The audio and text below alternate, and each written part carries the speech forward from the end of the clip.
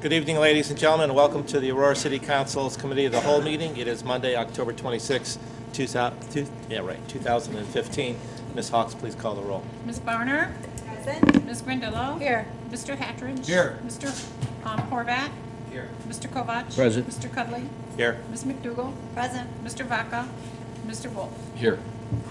First item of business is the approval of our minutes for October 12, 2015. I'll entertain a motion. So moved. Second. It's been moved and second to approve those minutes. Any additions, comments, corrections? Mr. Kovac?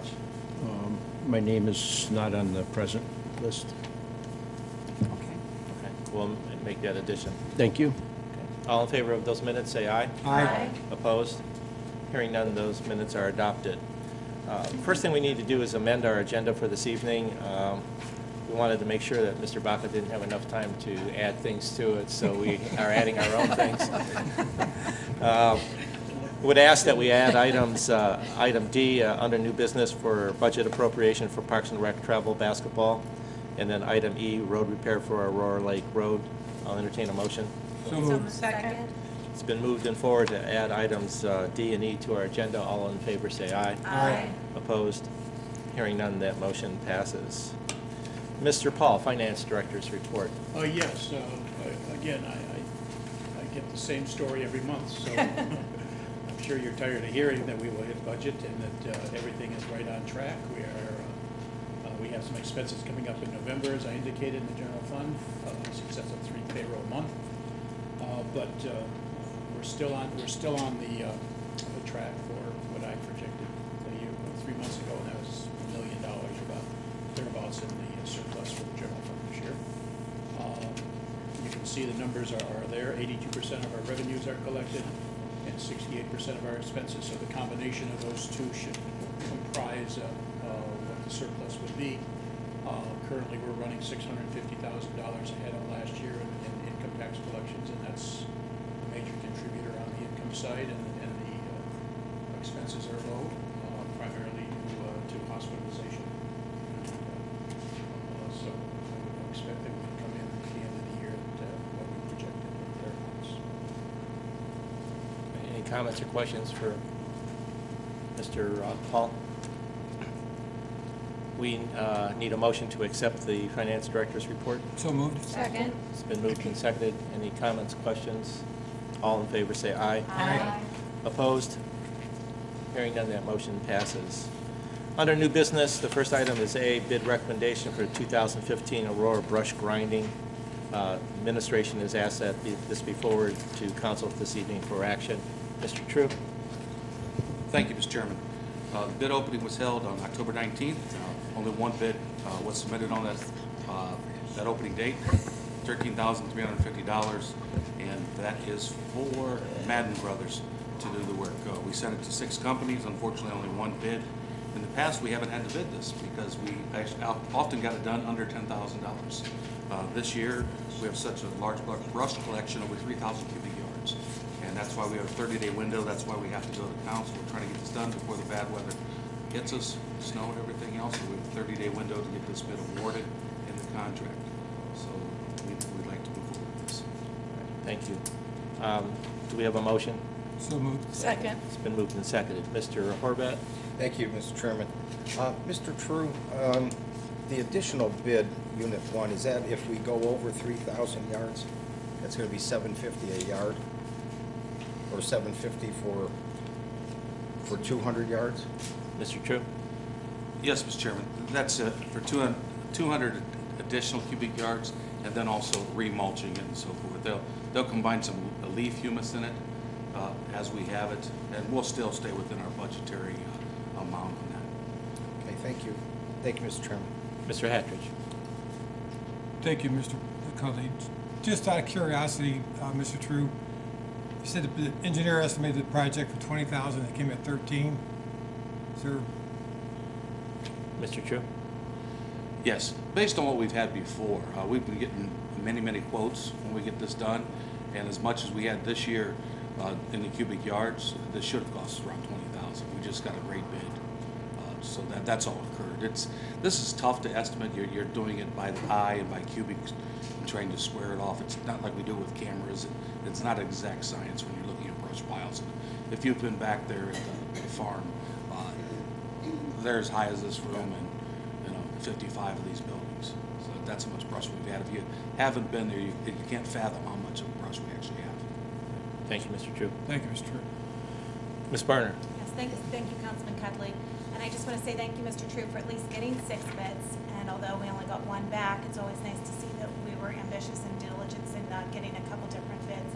My question to you, since we've never had to bid this before, and although we're under bid, why is it higher than you had expected? You said it's possibly usually 10,000 generally, or is it, did I misunderstand when you had said that it generally, I thought you said it generally was higher than this? Mr. True? Thank you. Yes, to the councilwoman, no, it's lower than what we expected. It's much lower than what we expected. It has been usually, we've never went over $10,000. And sometimes, we did it late in the year and then early in the year, so that way we can get it done. This time, it's just that this quantity should have been much greater on the pricing, but he gave us such a low price. Okay, well, fantastic. It's always nice to get a good price. Thanks for the explanation. Mr. Kovach? Mr. Chairman and Mr. True, are they grinding on site, on our site? Mr. Chairman, to the council, yes, that's what they bring a very, very large tub grinder, and that's what they do on site. It used to be only 1 or 2 companies in the area actually do this. Now there are about 6 companies that do this around the area. Thank you. Thank you, Mr. True. We have a motion to forward this to council for action this evening. Any further discussion? All in favor say aye. Aye. Opposed? Hearing that, none, that motion passes. Item B under new business is Parking Violations Bureau. Mr. DePiero. Thank you, Mr. President, or Mr. Chairman. Mr. Chairman, we've talked about this before. Council passed a resolution, I think it was last month, to obtain permission from the municipal court to set up a parking violations bureau in the city.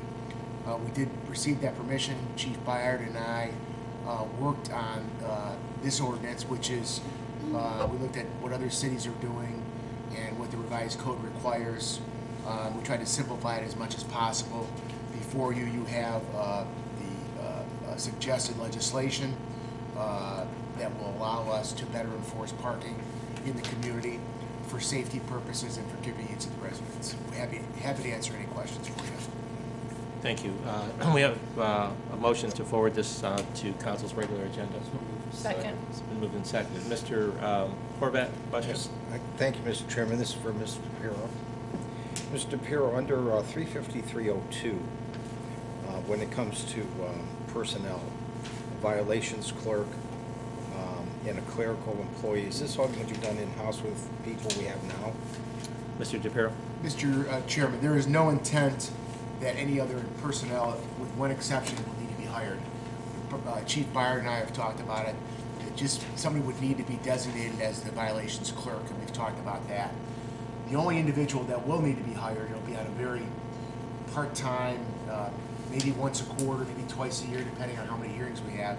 The statute indicates that a hearing officer can only be a retired law enforcement officer or an attorney at law that can hear the case or hear the appeals. So, we foresee maybe a hearing every quarter or so where we'll stack them up depending on how many we have. And it'll be done on a per diem basis. I don't imagine it'll be a lot of money. They haven't really talked about that yet, but that'd be the only additional person that would need to be engaged to have the process work properly. Thank you. All right. Thank you, gentlemen. Ms. McDougall? Yeah, Mr. Chairman, to Mr. DePiero, I know last year Councilman Vodka and I discussed the concern with snow bans and how so often our streets are crowded with cars and they don't get plowed. Is this going to enable us to get that taken care of a little more? Mr. DePiero? Mr. Chairman, Councilman McDougall, absolutely. That is one of the, I think, the major impetuses for this. City to city around Northeast Ohio, during the snow season, when people park illegally, it makes Mr. True's folks have a hard time to clear the streets. It also is a safety issue for people, so it's very dangerous. we just, we're trying to, I think as I indicated, this is not about collecting fines from people. This is about keeping the streets safe and the streets clear from snow and other reasons, handicap parking, etc. Good, thank you. All right, thank you. We have a motion to forward this to council for action, for its regular agenda. All in favor, say aye. Aye. Opposed? Hearing none, that motion passes. Item C under new business is new law, municipal tax. It's being asked that this be forwarded to council's regular agenda also. Mr. DePiero? Mr. Chairman, over the last 2 years, the Ohio legislature has debated a uniform tax law for municipalities throughout the state. That law was passed earlier this year, or I guess it was late last year. So every municipality, village, city throughout the state has to pass model legislation that the state has told us to pass with regard to local income taxes. Mr. Paul and I worked, RITA, our tax collection agency, provided a model ordinance. Mr. Paul and I had a number of conversations and meetings with them to tailor it to our income tax ordinance.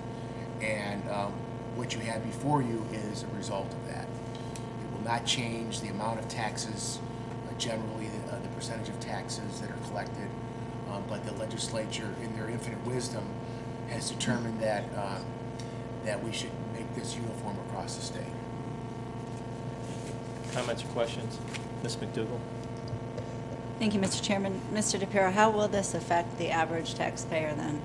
Will they notice any differences? No, if I may answer that. Mr. No, Mr. there Paul? there will not be any significant change. Basically, what the legislature did is they said, businesses are subjected to filing in a lot of jurisdictions. Those who work throughout the whole northern Ohio, southern part of the state. They wanted one ordinance because in many cases it was, you have to pay your estimated tax on these dates, and they were consistent. You have to have so many parts of your loss carry forwards or carry back. They were never consistent. Some allowed them, some didn't, etc. So it was a nightmare for local businesses, smaller businesses, to comply with all of the different and various ordinances that govern local taxation. So this basically made everything uniform so that businesses could now count on the same laws applying every place throughout the whole state. And that's the main thrust here, the small little things. And I passed out this sheet today, and this I think explains it, that they basically changed some of the filing and reporting requirements of employers and withholding when they have to be deposited and so on.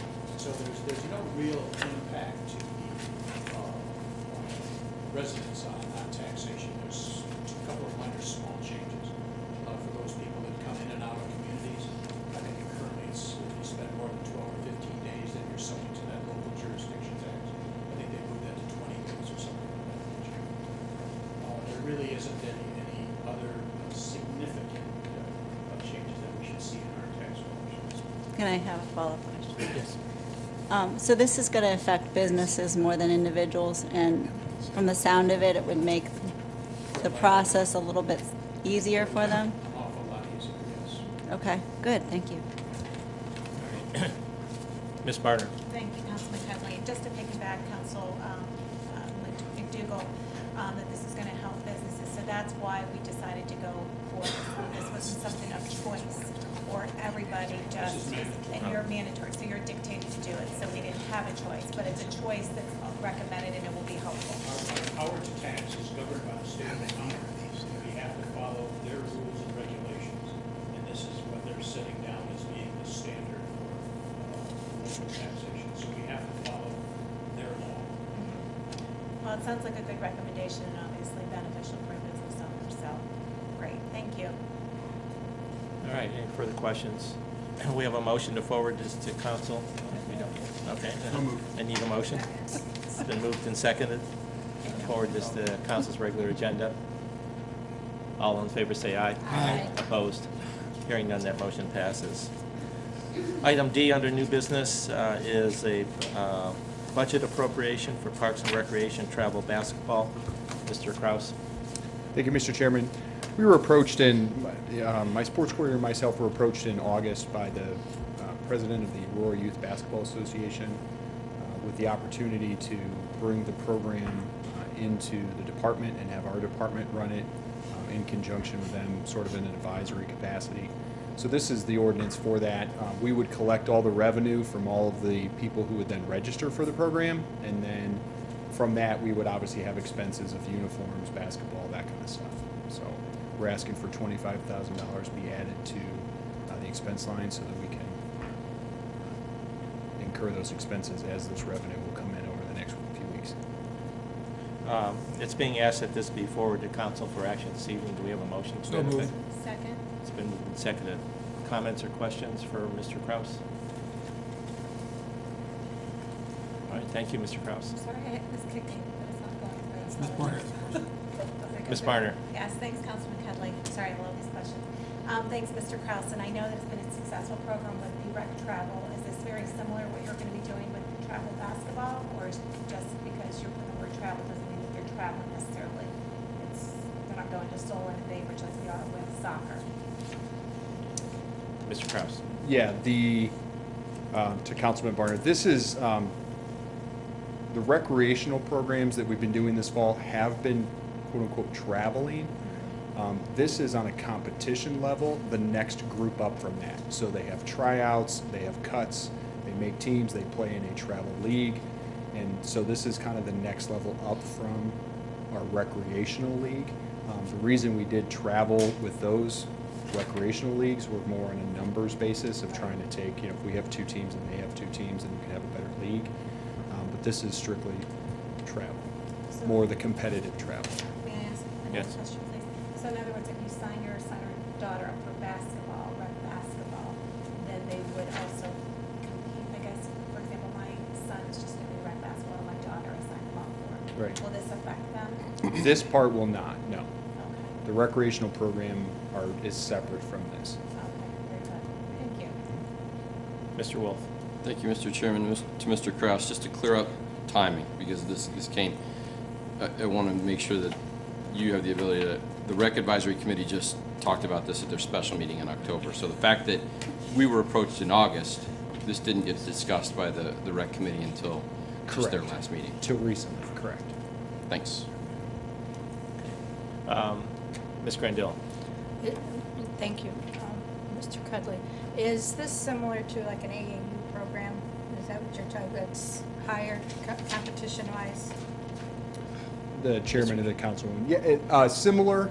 AAU is a little broader, reaches multiple communities. These travel teams are still local, so all of the kids on the teams are Aurora residents. AAU goes the next level up from that and starts pulling multiple kids from multiple communities to make teams. So, but it is travel in the sense that, we'll have 2 4th grade teams that'll play in a league against potentially 8 other different communities, 4th grade teams, and so on and so forth. Okay. And then they go play in travel tournaments and everything else, so yeah. Thank Right, you. thank That Mr. explains Kovach. it. Mr. Kovach. Mr. Chairman to Mr. Kraus, how many teams are you proposing here? The chairman to the councilman, there'll be 9 teams. No, 10 teams, I'm sorry. And There's you are providing uniforms and? Chairman and the councilman. Typically, it's kind of staggered approach based on how many years from what the program has done in the past. A first-year participant would get a basketball and obviously in a uniform. All the kids get uniforms. A second-year kid would obviously have kept their basketball. Now they may get a bag. A third person, if they've been in the program for 3 years, they may get something different. So we're kind of narrowing all that down, finalizing everything, but that's kind of the basic standard.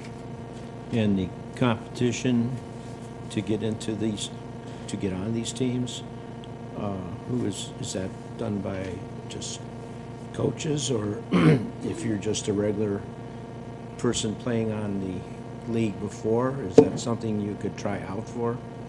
Mr. Kraus. The chairman of the councilman, we actually, conducted tryouts last week. We did it in conjunction with the varsity coaches, both the varsity boys and girls coach conducted the tryouts. So we sent a flyer to the schools asking kids if they wanted to come. They tried out, they were scored based on that, they're put on teams. Kids who don't get put on a team, obviously are eligible to sign up for the recreational program. So it fits well in us keeping consistency and helping improve the program, along the way. Since we're doing 400 kids or so in the recreational level as well. Good. Good luck. Mr. Horvath. Thank you, Mr. Chairman, Mr. Kraus. Mr. Kraus, this is going to be covered by the revenue and expenses related will be covered by the registration. How true is that? Because the math doesn't work. Mr. Kraus. It'll be true. I'm not sure what you mean by the math doesn't work. but- Well, it's $25,000, Right. 9 teams, 10. 10 on a team. Mm-hmm. Okay. How do you recap? How do you get back $25,000? They register. Okay, how much does it cost to register? Anywhere from $200 to $300, depending on kids and that kind of stuff. Then the math does make sense, thanks. Yep. Okay. I thought, oh boy, okay, thanks. Mhm. Yeah, we wouldn't be doing this if we were losing money. I just thought that was, okay, but it's travel, so I guess it's more cost. Yeah, you have to balance, and Right. otherwise we'd have problems. Yeah, that was going to be my question too, that we cover our expenses, that this is not a program that's going to actually cost us money to operate. Ms. Barner? I'm sorry, if I can ask one more question, Councilman Cudley. What is the age group for this? And I'm sorry, did you say it was girls and boys, or just boys strictly? The chairman to the councilwoman, there's 3rd, 4th, 5th, and 6th grade boys, and there's 4th and 6th grade girls. 5th grade is an option, but there weren't any girls that came to tryouts. So it's just 10 teams among those ages, grades. Thank you. Ms. McDougall? Thank you, Mr. Cudley. Oh, I'm sorry. I'm just wondering the transportation situation. Will we be busing the kids, or they will be going with their parents, or? Yeah, the chairman and the councilwoman, transportation is always on their own. So same in recreational sports and that kind of stuff. It's up to the parent or chaperones or somebody like that. Okay, good, thank you. Mayor? Thank you very much, Mr. Chairman, council members. I just wanted to give you a little bit of the background. We would not be doing this if it cost the city money. When Mr. Kraus first came to me with this issue, to me it wasn't a given, and that's why I asked him to take it to the Rec Advisory Committee in a special meeting to get their input. The fact is, I think this is an important program to the city, and it faced the possibility of stopping because of lack of leadership. And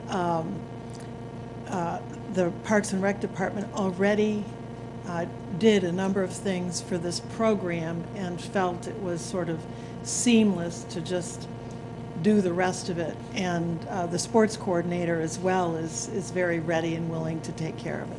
Thank you. Thank you. Mr. Hatridge? Thank you, Mr. Chairman. Not so much a question, but a comment. I have 2 granddaughters who went through a similar program like this at Jordan. It really sharpens their skills. It helps them get ready for junior high basketball and our high school basketball. It was really a great program, and I'm glad to see this coming in. Thank you. Any other comments or questions? Yeah, it's kind of unusual because in the past, historically, we've had groups want to break away from the city because they didn't feel the city was doing the right, operating it correctly, and this is a reversal of that. They're coming back, to the city for help. So, seeing no further comments or questions, all in favor of this motion, say aye. Aye. Opposed? Hearing none, that motion passes. Last item under new business is item E, road repair for Aurora Lake Road. Mayor? Thank you very much, Mr. Chairman. As council knows, we have been working on various issues with respect to Aurora Lake Road over the last 2 years. And in fact, the administration continues to have discussions with Mr. Constantino, the owner, and the law director can brief you if you would like on the most recent meeting on that. But that is for a long-term solution to this road. What we are addressing here is a shorter-term, I guess, solution.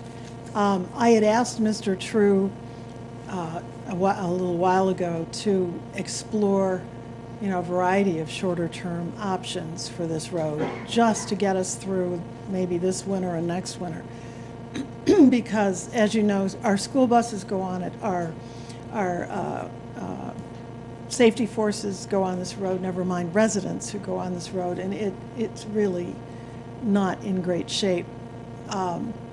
He asked for quotes from several companies, but we've been at the height of the paving season.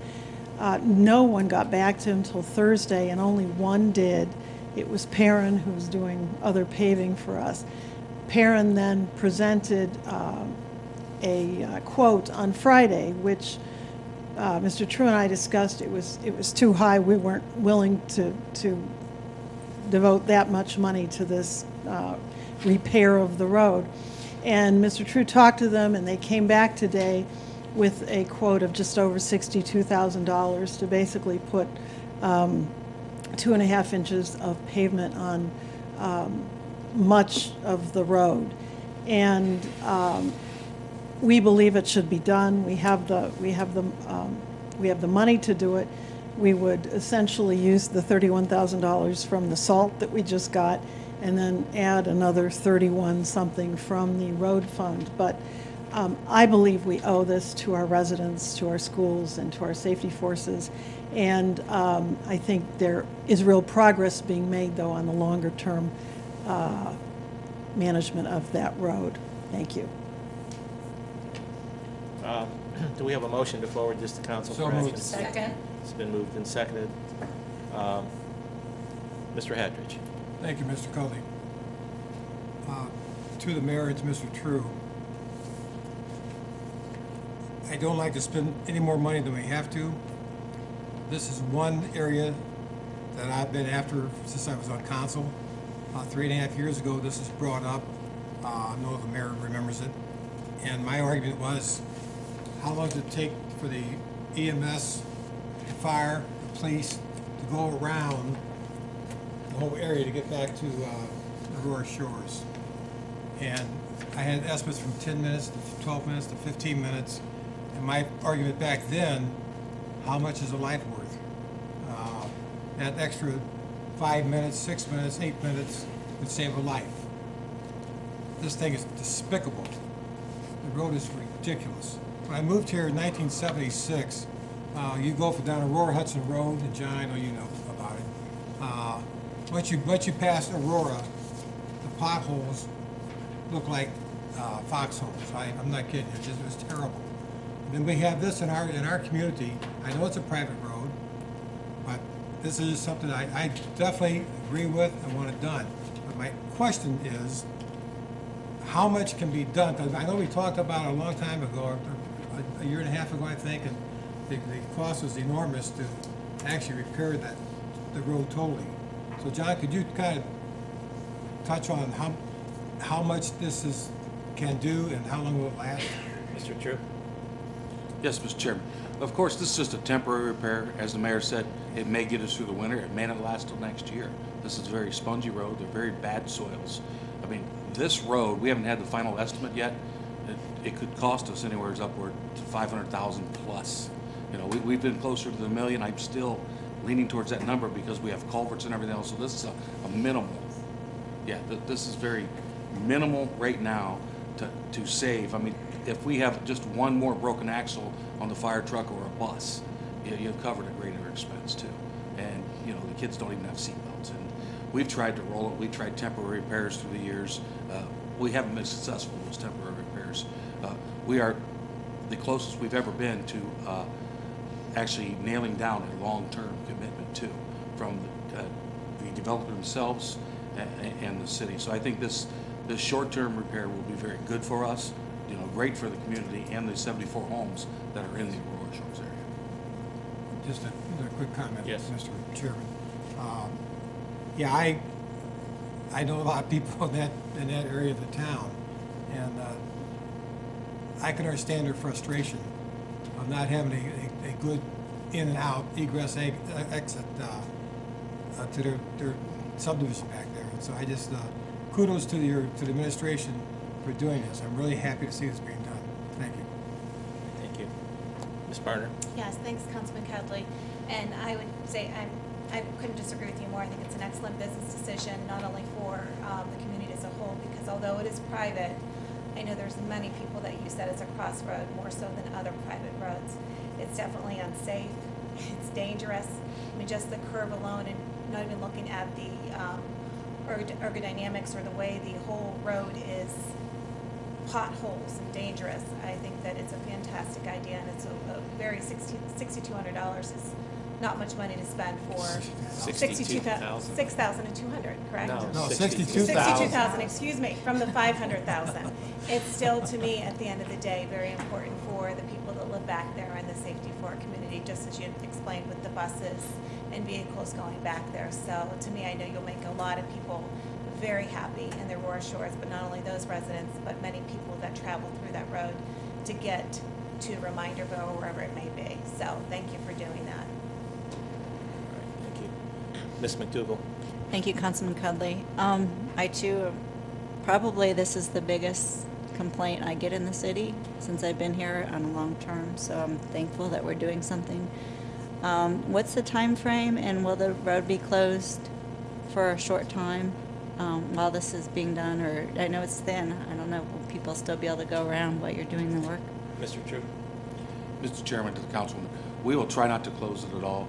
Unfortunately, the 2 lanes, 24, we were gonna do 2 12-foot lanes, but because we reduced the scope of the contract, there's only gonna be 2 10-foot lanes. So it won't be any worse than what it is. And usually a paving project like this, we'll just actually have traffic control and allow them to pass. There will be many inconvenience areas, such as you may have to wait 5 or 10 minutes to get through once in a great while. If there's an emergency vehicle or something, they can get through immediately. But because of the very narrow scope of this road, other roads you have room to get around to, we don't. We barely have 23 feet in some of those areas by the water. So there will be temporary delays, but we won't close it. And when do we expect to get this done? Mr. True? Mr. Chairman, to the council, if we indeed will approve this tonight, I've talked to the contractor, they'll get it done this paving season still. Good, great, thank you so much. Mr. Vaca?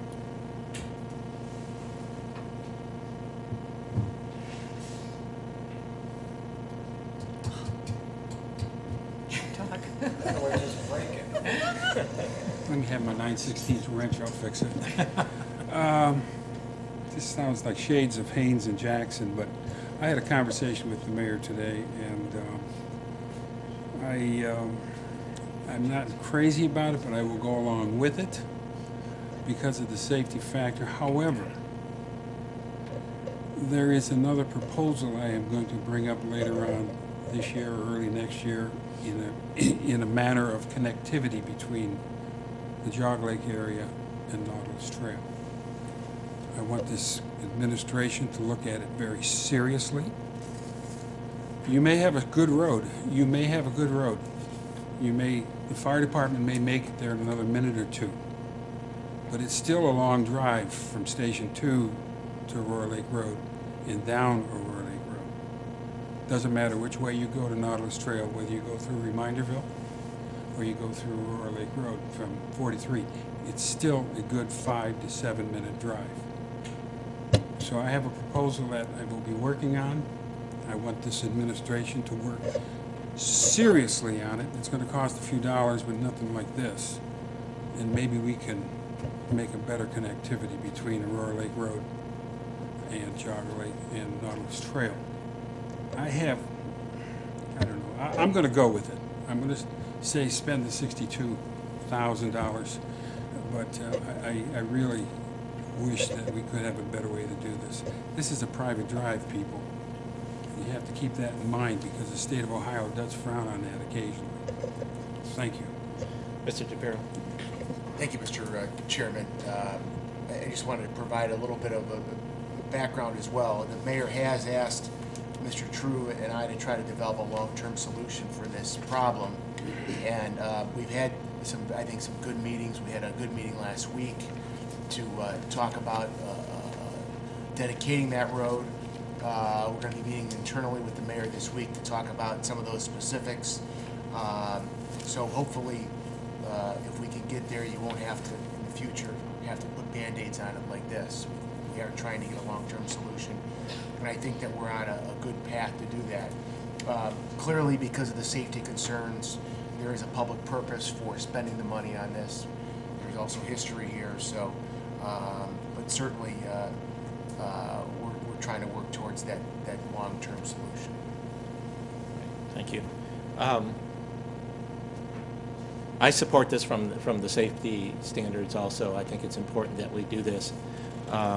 But I also, while I think it's a good safety move, I think it's a bad business move personally. I think spending the money on a private drive, as Mr. Baca has said, this is going to approach probably just a little over $80,000 that we'll have spent on that road over a matter of the time that I've been on city council with this $62,000. Yet we have a developer that owns that road that is making money off his development and probably making millions, and yet has dragged his feet as far as being able to resolve this issue with the city. So I think it's important that the taxpayers realize that the city council and administration is really stepping up here to solve a safety issue that is really the issue of a private developer, and I think we need to really push the button with him to get this done. We've gone out of our way to satisfy his needs and his development in Hawthorne, yet this drags on and on and on, and we continue to have to spend money on private property issues. So I will support this, but I wanted to voice my concerns about this. Thank you. Seeing no further comments, we have a motion to forward this to council for action this evening. All in favor say aye. Aye. Opposed? Hearing none, that motion passes. Under miscellaneous, we do have one issue or one item to consider, and that is the standing committees. I believe everybody received my memo. As we are approaching a new council coming up, potentially maybe some changes, maybe not. We still have our organizational meeting the first Monday in January. And along that line, I've been giving some serious thought to how we operate as a council committee of the whole.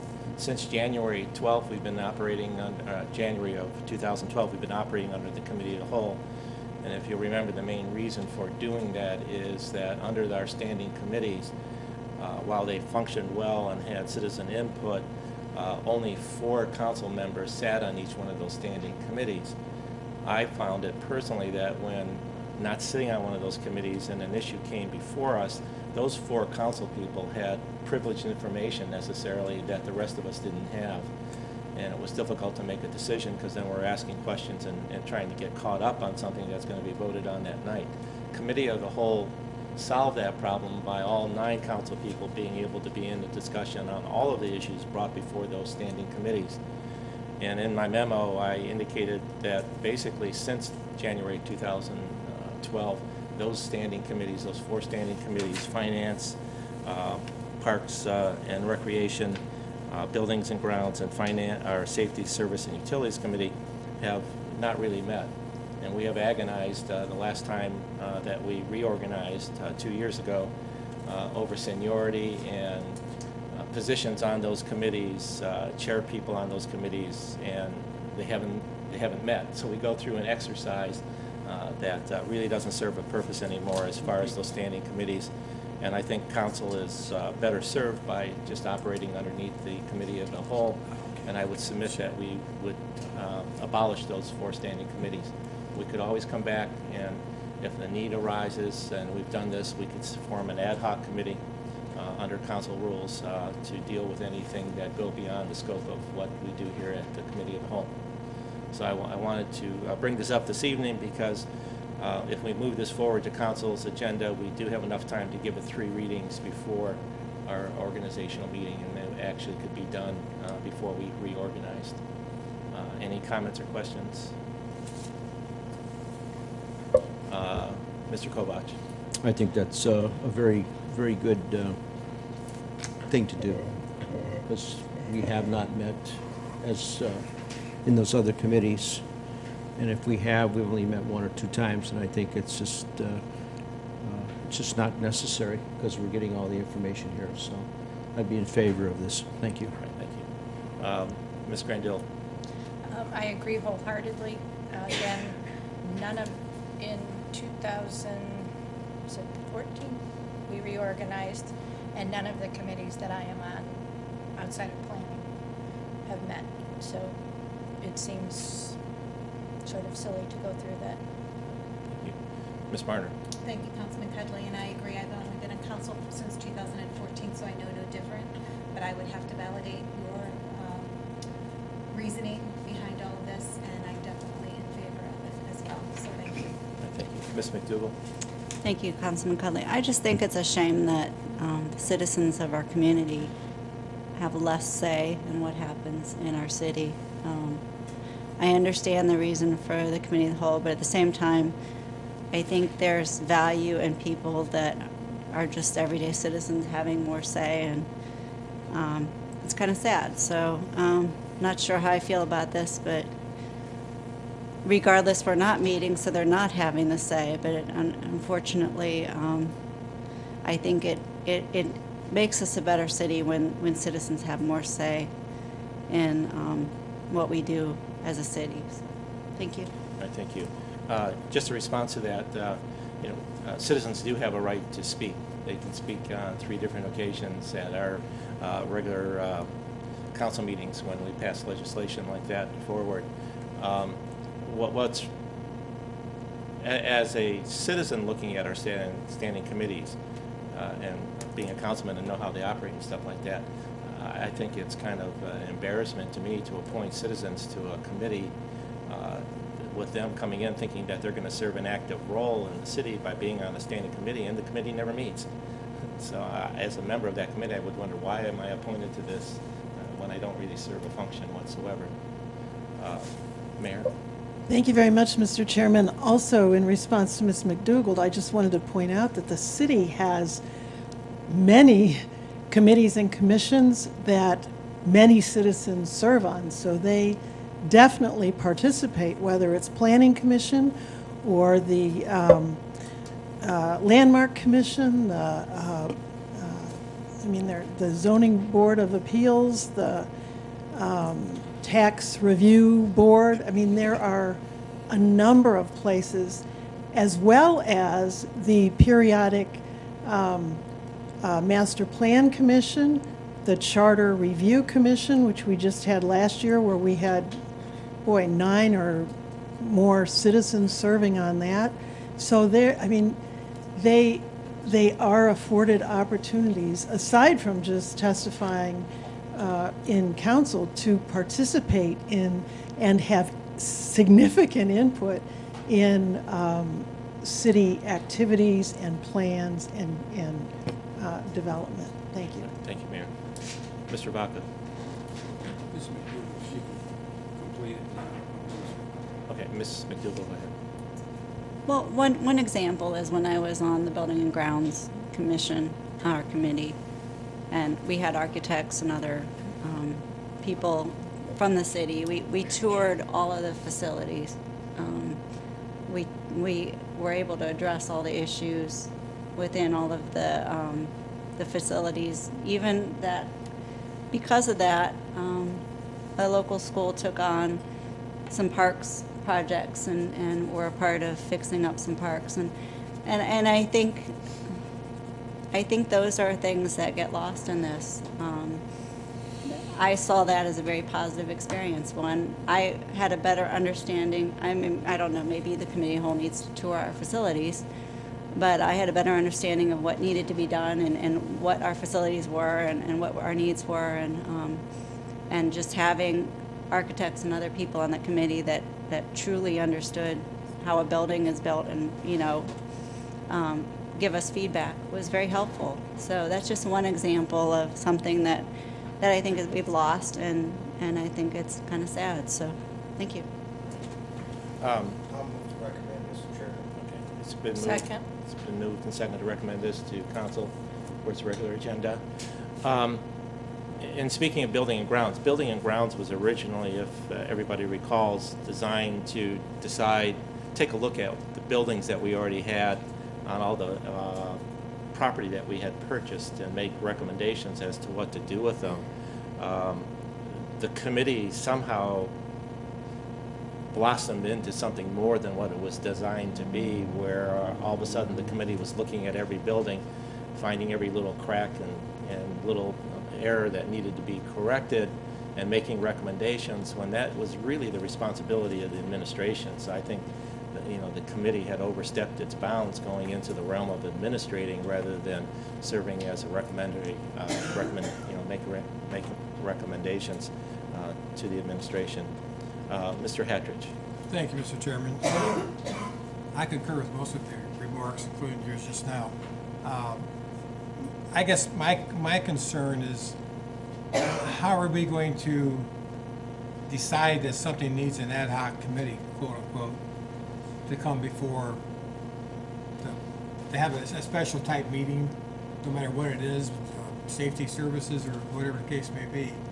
I think we really got to put our heads together and find out when do we move on that to make everything transparent as we possibly can. You know what I'm trying to say, John? Right, and we've done that before in the past. We've formed we've either had a work session that dealt specifically with an issue, or we did form an ad hoc committee to look at that. It all depends on what we as a committee as a whole, or as a council, determine that, wait, we need to step back, we need to have more information, we need to have other people provide information for us, and at that time then we would form those committees. Okay, can I Sure. converse with you here for a minute? Yeah. So you're saying that if something came before the committee as a whole, and we as a council or committee as a whole say, listen, we're not really sure about this, we need more input, we need more information, at that time would be the time that we say, hey, Ms. McDougal, Mr. Kovacs, Mr. Wolf, Mr. Haverich, you guys form a committee, and let's get this where it could be open. Is that correct? Okay, thank you. I'm happy with that. Thank you very much. Mr. Wolf. Thank you, Mr. Chairman. I completely understand what Councilwoman McDougal is saying. I just want to point out, I want everybody to understand that those standing committees are made up, the majority of the members of those committees are made up of council members. 3 of those committees, there are 3 citizen representatives, and 1 committee, there are 2 citizen representatives. So these are committees that are the majority populated by council members. So I completely understand what you're saying. I just feel like if the majority of the majority of the committees is made up of council anyway, I don't know how much more input. I mean, any representative could get a hold of us on any of those topics. So I agree with you. I think they haven't met. If they had met, it would be a different story, but they haven't. So I'm in agreement. Right. All right, thank you. We have a motion to forward this to council for its regular agenda. Seeing no further discussion, all in favor say aye. Aye. Opposed? Roll call, please. Mr. Horvat? Yes. Ms. Brindle? Yes. Mr. Hattridge? Yes. Mr. Kovacs? Yes. Mr. Cudley? Yes. Ms. McDougal? No. Mr. Vaca? Yes. Mr. Wolf? Yes. And Ms. Barner? Yes. All right, thank you. That motion passes. That brings us to the end of our agenda for this evening. I'll entertain a motion to adjourn. Move to adjourn. Second. It's been moved and seconded to adjourn. All in favor say aye. Aye. Opposed? Hearing none, this meeting is adjourned. Thank you.